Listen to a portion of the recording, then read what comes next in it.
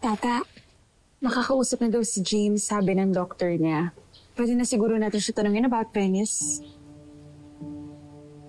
Ayun na pala siya. Hi, James. Ako si Ivana. Kasama ko si Tata. Hindi siya sa Venice, ah. Magkamukha lang talaga sila.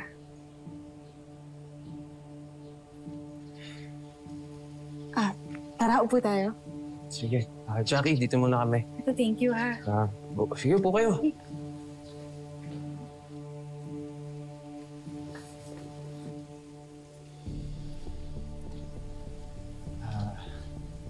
Naalala kita. Ikaw yung nagpanggap na Venice dati, di ba?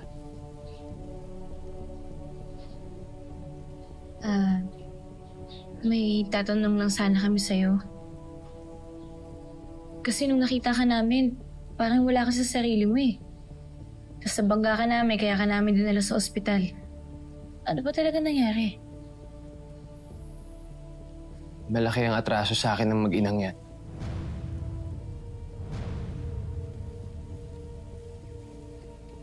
Kinasal kami noon sa Las Vegas.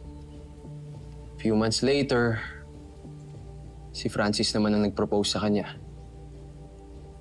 Wala eh, pressure ata siya ng nanay niya na pakasalan si Francis para makahati sila sa mana. Alam niyo naman, mukhang pera yung nanay nun eh, di ba? Nung mga panahon yun, itong si Venice naman, humingi ng divorce sa akin. Ako naman, sa sobrang pagmamahal ko, pumayag ako. Pumayag ako kahit ang sakit-sakit sa dibdib ko.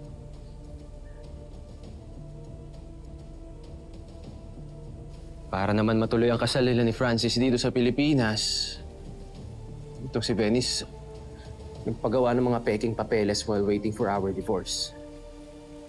Hindi niya alam. May anomalya sa processing ng divorce papers namin. Hindi nga natuloy yung divorce ninyo ni Venice. Kasal pa rin kayo ni Venice. So yung kasal niya kay Francis is null and void. Ako pa rin ang asawa niya at hindi si Francis. Talaga? Invalid yung kasal ni Venice at Francis? Ibig sabihin talaga niloloko niyo si Francis? Parang ganun na nga. Kaya itong mag-inang to, gusto na talaga nila akong... Gusto nila akong patayin. Gusto nila akong ligpitin. Gusto nila akong dispatchahin eh. Dahil hindi ako titigil hanggat hindi nalalaman ni Francis ang katotohanan. For your future renovations? Thank you, ma'am. Basta siguraduhin mo lang na hindi na siya makakalabas. Dito na siya mabubulok panghabang buhay. Pawalan mo ko dito! Tulungan mo ako! Hindi ako baliw! Hayop kayo, Vivian! Kaya ito. Tingnan mo. Tingnan mo nung ginawa nila sa akin. Pinasok nila ako sa mental facility. Kung ano-anong tinuturok nila sa akin. Hindi naman ako baliw eh. Wala naman ako sa pag-iisip. Pero kinuntsaban nila lahat ng mga doktor para pagmukhang baliw ako. At doon ko pinilit tumakas. At nakita niyo ako. Wala talagang kasing sama yung Venice na yun eh. Pareho sila ng nanay niya. Alam niyo, may naiisip ako. Pupunta tayo sa party ni Venice. Alam mo, Tata, kaya lang naman tayo inimbitahan ni Venice doon para ipahiya eh. Pero babalik ta rin natin siya. Siya ang ipapahiya natin sa gabing yun.